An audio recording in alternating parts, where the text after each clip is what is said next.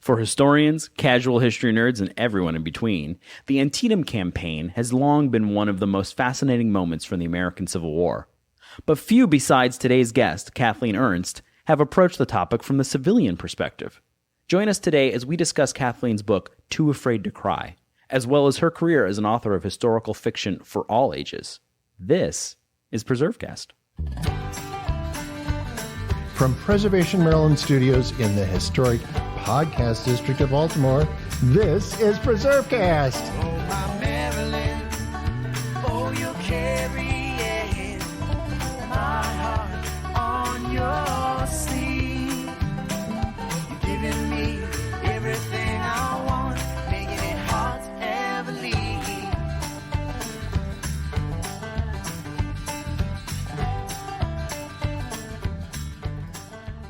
This is Nick Redding, and you're listening to PreserveCast. Today, we are joined by author and historian Kathleen Ernst, who is going to be talking to us today about all things related to writing both fiction and nonfiction with regard to history, and also how you tell the stories of the battlefields here in Maryland, but perhaps in a different way by focusing on the history of the civilians who lived in and around those fields.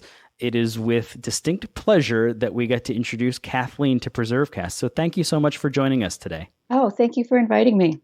So Kathleen, I understand we were talking a little bit before we got recording here, and you're joining us today from Wisconsin, but you grew up in Maryland. Yes. And so why don't you give us some background? We love to get to know the people that we're interviewing. How did you get into history? So what was the path that you followed? I was quite lucky. As a young child, both of my parents valued books and reading and history. And so they made sure that we got lots of books in our hands, frequent trips to the library. And when they had time for a vacation, they almost always chose places with wonderful historic sites and museums to visit. And my mom, who was a librarian, would look for historical fiction aimed at children. For example, if we were going to visit colonial Williamsburg, she would look for historical fiction about Williamsburg or about children during that time, and we'd read it together before the trip.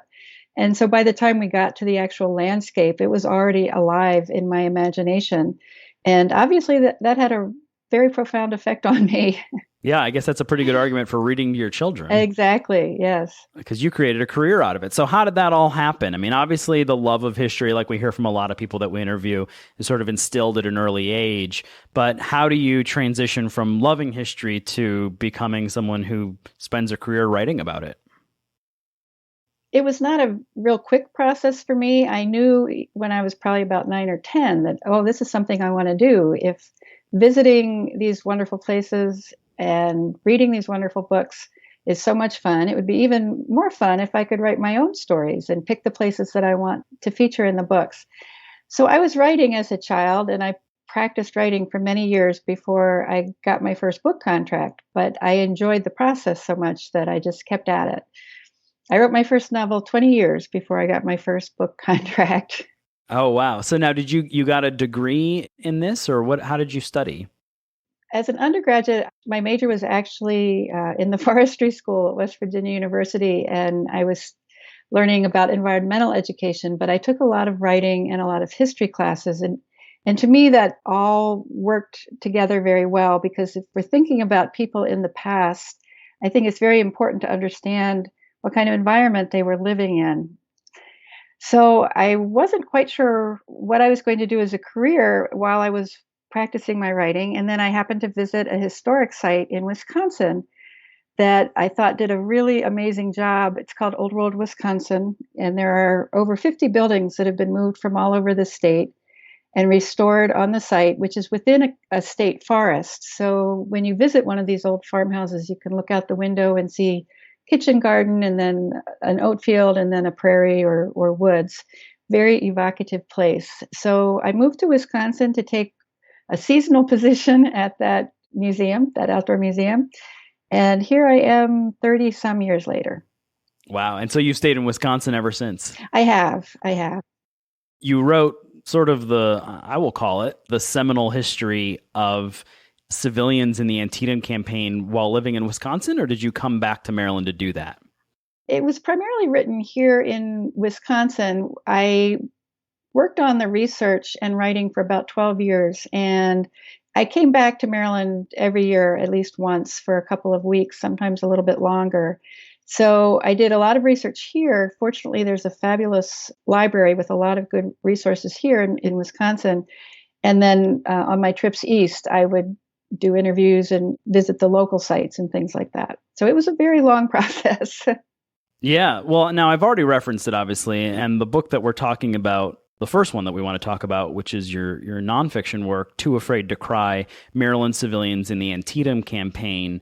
That work takes a look at Antietam in a very fresh way when it was published. And how old is it now? It's been... maybe 12 years. Yeah, okay. So it's not really, in the grand scheme of Antietam historiography, not that old. But it takes a look at the impact of the Maryland campaign of 1862 in a different way, in looking at not the armies, although it certainly mentions them, but looking at how the lives of those there in Maryland were impacted by these two grand armies fighting it out in their farm fields. What drew you to writing that book? I mean, it's a very specific way of looking at Antietam. What was the process of getting there? Well, I visited Western Maryland quite a bit as I was growing up. I attended a summer camp in the area, and then later on in high school and college, I worked there. And so we would take campers every week over to the battlefield, or we'd canoe through on Antietam Creek. And I really loved the battlefield and found it very interesting and took a lot of tours. And at that time, this would have been the 1970s and very early 1980s. There weren't a lot of people who were paying much attention to social history as connected to military sites. So I'd be wandering over the battlefield and thinking about what the troops were doing, but then I'd see this beautiful farmhouse, across the field, and I'd think, but what happened to the people who were living there? And Sharpsburg has a lot of old buildings too. Sharpsburg is a little village the battlefield is right outside of. There are still buildings that have cannonball scars in them, and I'd wander the streets and think, but what happened to the people living there when all this was going on? So that's really what started it. And I guess, like a lot of books, you tried to answer the question by probably finding a book about it, and there's very little out there, right? At that time, yeah, there really was almost nothing. There were a few published accounts of specific individuals or individual families that were sort of prominent in the area, but there wasn't the kind of depth that I was looking for. So I decided to just kind of dig into it and see what I could find and where the project would go. So how does that process work, and how long did it take from saying you were going to do this to actually, you're holding it in your hand? Probably 15 years total, I'd say. I went back to graduate school and did get a degree in history and in actually history interpretation and education, looking at various ways to teach history besides classroom experiences. And I decided to do, for my thesis, just a smaller look at this topic, civilians in Maryland. And by this time I was living in Wisconsin, and growing up in Maryland, the Civil War is all around you. The history is all around you. And in Wisconsin, it's a very different experience. There's certainly many people that are interested in the war, but it's not quite the same as having battlefields that you can visit frequently. So anyway, it started as my master's thesis. And then by the time I finished that, I knew I really did have enough material to expand it into a book. And that was a question at the beginning of the project, because so little work had been done in this area. And a number of the people that I talked to said, well, it's a great idea, but I don't think you're going to find very much. And over time, obviously, I really was able to find quite a bit. So how did you, just for someone who hasn't read the book yet, and I would encourage them to go and get a copy of it, but how is it kind of divided up? How do you tell the story of those who witnessed this? Well, the book itself does cover the whole war. Obviously, the main focus is on the 1862 campaign that culminated in the Battle of Antietam, and also included the Battle of South Mountain. And Maryland's role was so unique during the war. I had thought going into this project, what I'd been taught in public schools in Maryland was that, most of the Southern sentiment was on the East Coast and the southern part of the state. And almost everyone in Western Maryland had Union sympathies. And that really was not the case. it was much more divided in Frederick and Washington counties than I had realized when I started. So I really wanted to paint the full picture of what it was like for these people. Literally, Maryland, and especially that whole campaign, was really a microcosm of what was going on in the nation. But for these people, it was their neighbors that they sometimes couldn't trust or were fearful of. And I couldn't just talk about the actual campaign without trying to paint the picture of what it was like to be living in Western Maryland during the war. And I started at the archives at Antietam, visiting local historical societies, the local history collection at the Washington County Library, and certainly started picking some little stories up here and there. I was able to talk with some elderly people in the Sharpsburg area who had stories that had come from their grandparents who lived through the war. And so those stories came really just, with one intermediary to the primary source. And that was very special. And then the bulk of my research, aside from that, and this is what I did a lot of in Wisconsin, was I went through hundreds and hundreds of military accounts. And often you can tell pretty quickly whether a soldier that participated in the Maryland campaign, if they're writing only about tactics and battles, or if they're actually a real storyteller. And some of the best anecdotes came from just little asides that the soldiers themselves recorded. Yeah, I think because of your focus on using sort of these great stories, it ends up becoming, the book itself is just, it also becomes a sort of a grand story in itself. It almost reads like fiction, which I think is... Yes, thank you. sort of the highest calling for nonfiction, but you read it and you're like, this can't possibly be true. And then you realize, wow, this is all true. Yeah. So for someone who hasn't read this, I mean, there's literally probably thousands of anecdotes in this book about what life was like then for these people who endured this. But do you have anything special or a memorable story that you'd want to share, or one that really stands out is something that's worth mentioning as far as what's encountered in the book? Well, I do. I have a favorite. It actually contributed the title to the book. And I'm just going to read a very, very short quote, if I may. Absolutely. This is the story of a woman who was alone with her children on the day of the battle. She was pregnant, and they were down in their cellar in Sharpsburg, and they spent some time packing up what bandages and provisions she could scare up in the cellar. And when the firing stopped about dusk, she led her kids out onto the battlefield to try to provide some aid. And one of the little girls told this story late at night, and this is what she wrote. There was a red haze from the sunset. The brick of the church was red, and as far as I could see were suffering, crying, or dead men. Red, red, red. It was a red stew. I can remember my mother laboring with 3 big baskets, and I holding her skirt, pulling a large bundle along the ground, and all of us, my brothers and sisters, too afraid to cry.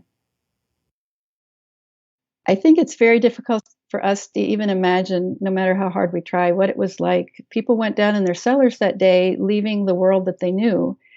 And when they opened their cellar doors, everything was just devastation. And for the children, it doesn't surprise me that children who were very small, late in life, could remember very detailed events, because it must have just been an incredible shock. Yeah. It reminds me, I did nothing compared to the work that you put together, but I did write a book on the Civil War experience in Shepherdstown, West Virginia, which is on the other side of the river. And there's a similar quote where she said it was like an awful dream. And they talk about this idea that, like you say, they left this one world, and then it was sort of this surreal world where they were too afraid to cry. It was an awful dream. Yeah. Well, anyway, you really have done tremendous service to this whole story. And I think it would be a good time for us now to take a quick break. And when we come back, I want to talk with you more about, beyond this one book, why is it you think that people are drawn to these stories? And then also talk a little bit about your pretty fabulous career in historical fiction and how you got involved in that and how all that works. And so we'll do that when we come right back here on PreserveCast.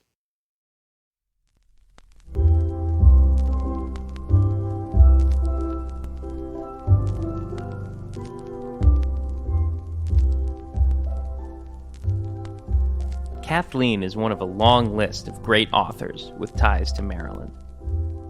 Of those authors, few have stood the test of time nor captured the imagination of readers quite like Edgar Allan Poe. Poe remains known for his spooky Gothic tales, like The Telltale Heart or his poem, The Raven, as well as practically inventing the genre of the detective story with his fiction novels about C. Auguste Dupin. Although born in Boston and raised in Richmond, Virginia, Poe spent a considerable period of his working life in Baltimore. Unfortunately for Poe, the popularity of his writing did not translate to financial success, and he passed away after being found delirious, wandering the streets of Baltimore in 1849 at the age of 40. There are many traditions, mysteries, and myths surrounding Poe's death. If ghosts are real, then Poe's ghost has got to be one of the busiest of all time, as there have been claims of sightings everywhere from New York City to his old dorm room at the University of Virginia. But here in Baltimore, there is one mystery that is a little more tangible, and that is the mystery of the Poe Toaster. For decades, an unknown man dressed in a black coat, black wide-brimmed hat, and a white scarf would visit the site of Poe's original grave at the Westminster Hall and Burying Ground in Baltimore. This shadowy figure would enter the grounds late at night, near midnight, every January 19th, Poe's birthday, and drink a toast to Poe's memory, leaving behind 3 red roses and an unfinished bottle of cognac. Occasionally, the toaster would leave a note along with the roses and the bottle. Through these notes, and the fact that it has lasted at least 70 years, we can surmise that the toaster tradition has been passed through at least one generation.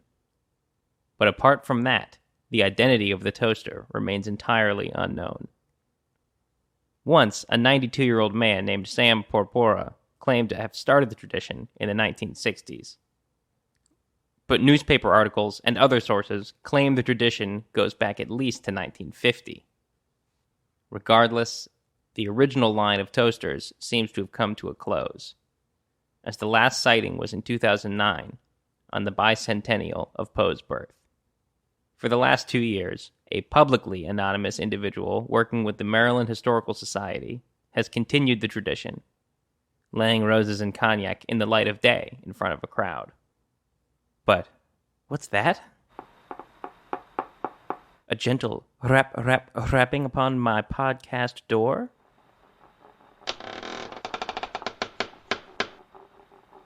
I'll get the door. You guys get back to PreserveCast. Do you have questions? We may have answers. If at any point during this podcast you've thought of a question that you have for us or maybe one of our guests, we'd love to hear about it. You can send an email to podcast@presmd.org, and we'll try and answer it right here on the air on the next episode of PreserveCast.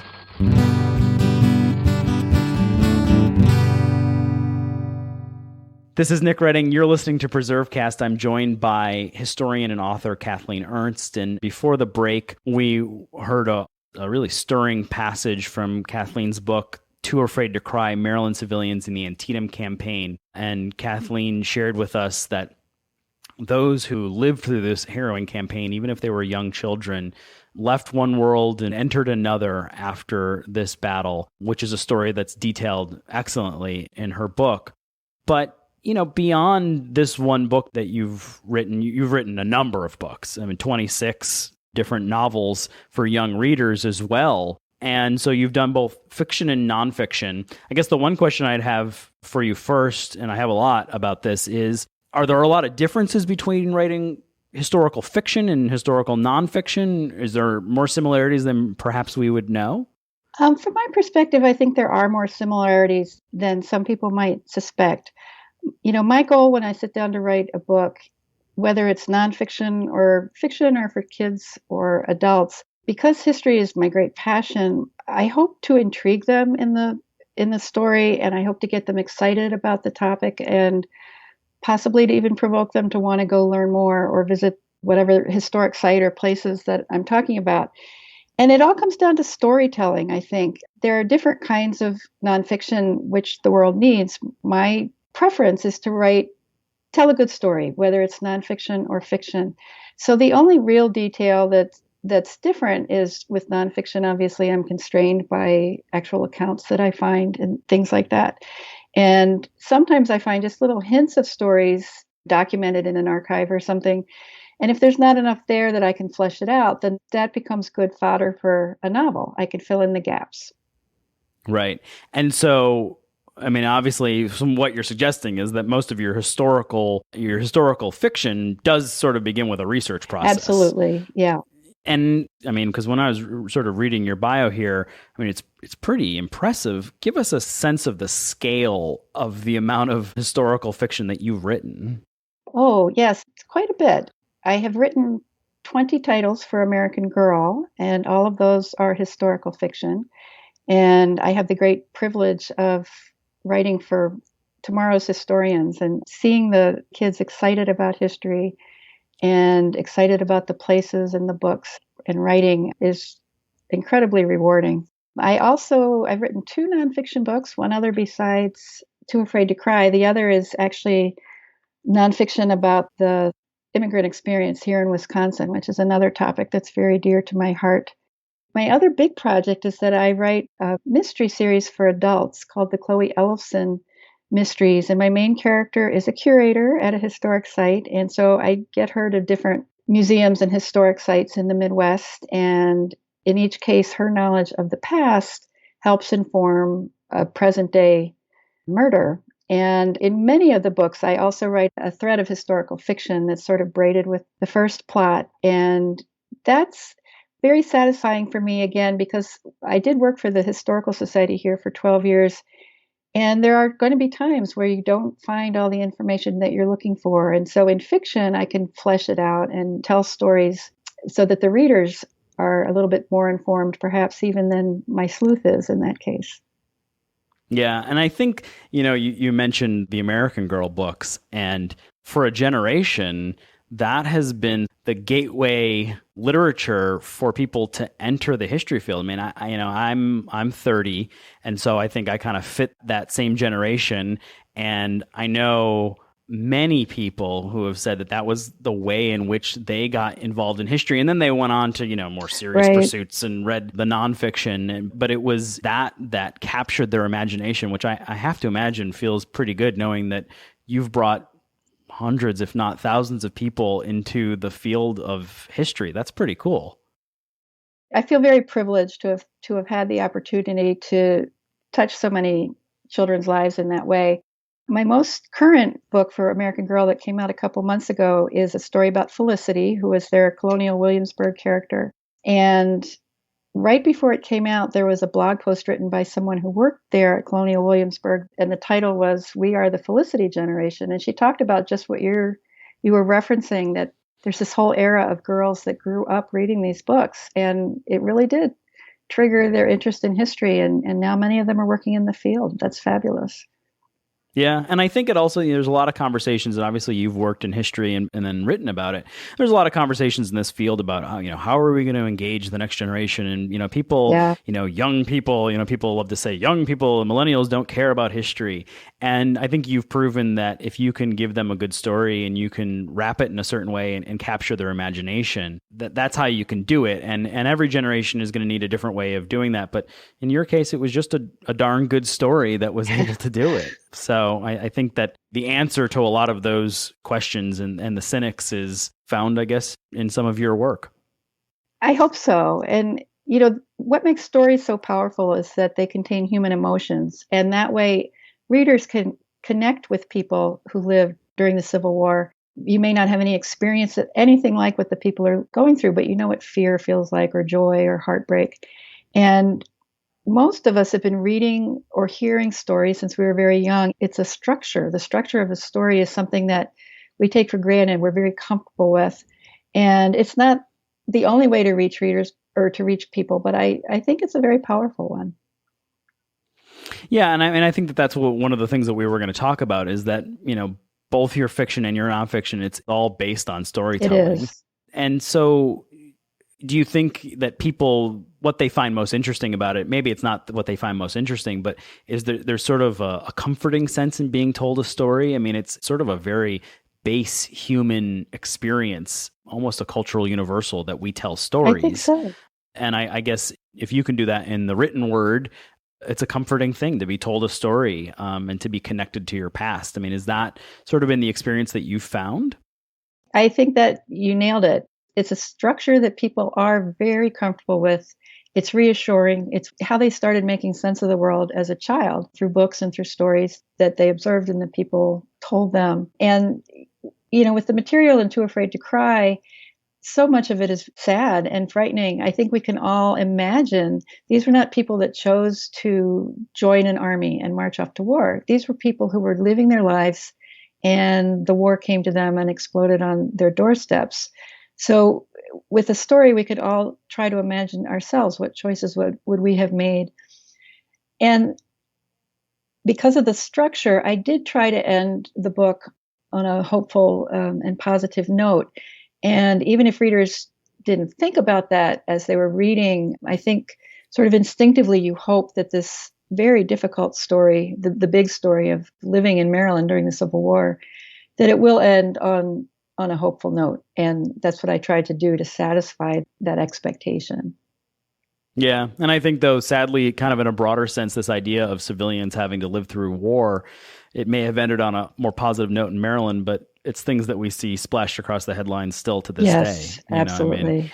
Sort of taking the jump from history to the present day, you see it all across the world. Just in the past few weeks, we hear about refugees and people caught up in this. And so I think in this sense, it brings it full circle, right? I mean, it gives it a sense that this happened here, this happened to our people.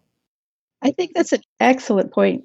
I think it's a safe way to investigate these horrible things, crimes against civilians and war. If you start by reading a book like Too Afraid to Cry and it's done and over with, it's in the past, it's tragic, but there's nothing that can be done about that now. And hopefully after reading a book like that, perhaps you might have a little different perspective, or you might think a little more seriously about some of these ghastly stories that we're seeing on the news. I think it would be very difficult to read Too Afraid to Cry and not come out with a little bit more empathy, which is a good thing. So let me ask you, kind of moving forward, you've written nonfiction about immigrant stories, about the Civil War. You've written a tremendous amount of fiction for both adults and then for young readers, and then you just dropped on us that you've just released yet another American Girl book, which is great in the Felicity vein. So maybe you can influence the next generation. But what else can we expect? What are you working on now? At this moment, I am working very hard on the next edition of my adult mystery series, the Chloe Ellison books. These are, I feel like all the work I've done up till now sort of has been pointing me at this mystery series, because I get to explore themes and topics that I feel passionately about. And I have the great joy of introducing readers to some wonderful historic sites and museums, places that I really would love it if they chose to visit. And that's often what happens. I hear from readers in book groups or families, oh, we read this book and then we decided to go see the museum. I'm a full-time writer now, so I'm not actively supporting the Historical Society as an employee.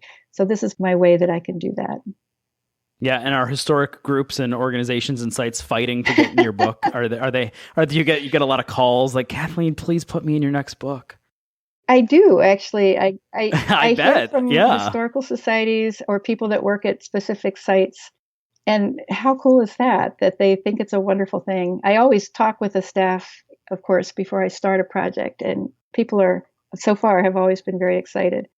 Right, because you are placing a murder in or about their historic site, right? I am, although I do take some precautions. The series is actually set in the 1980s, which is when I started my museum career. And I did that partly because that's the era that I know best, but as far as museum work, but also because people do have very personal connections to these museums and historic sites today. And I wanted to put a little space between my fictional murder and the place that they know and love today.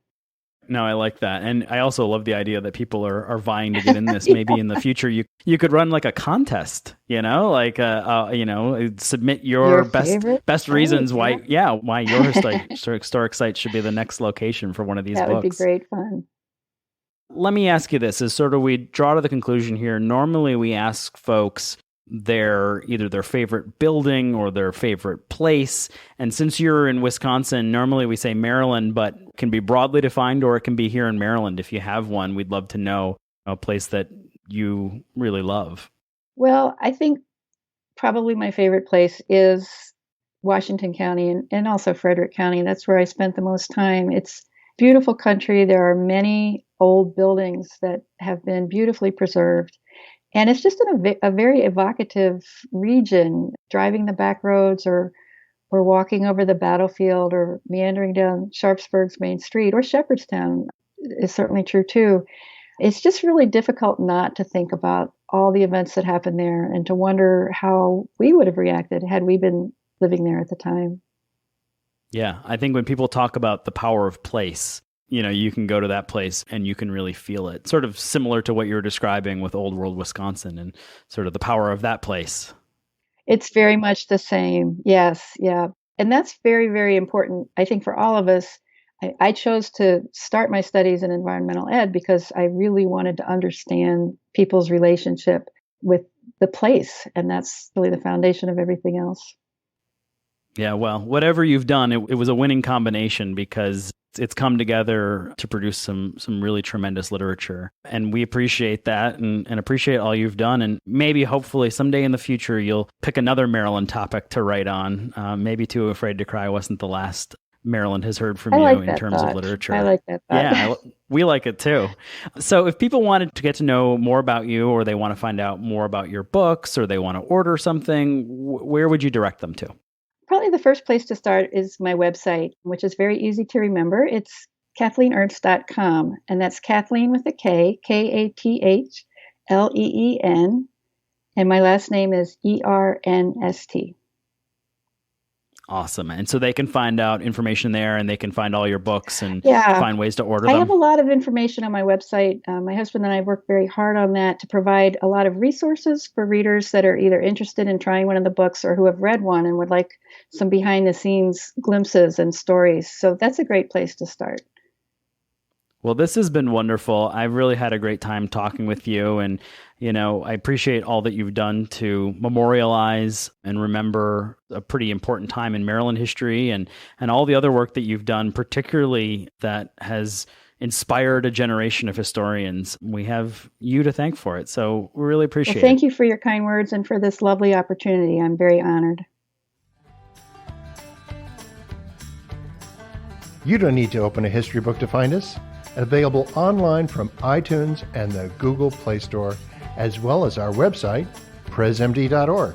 This is PreserveCast. This podcast was developed under a grant from the National Center for Preservation Technology and Training, a unit of the National Park Service.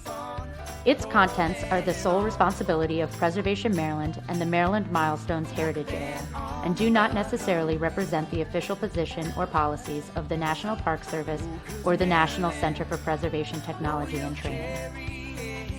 This week's episode was produced and engineered by Stephen Israel. Our executive producer is Aaron Markovich. Our theme music is performed by the band Pretty Gritty.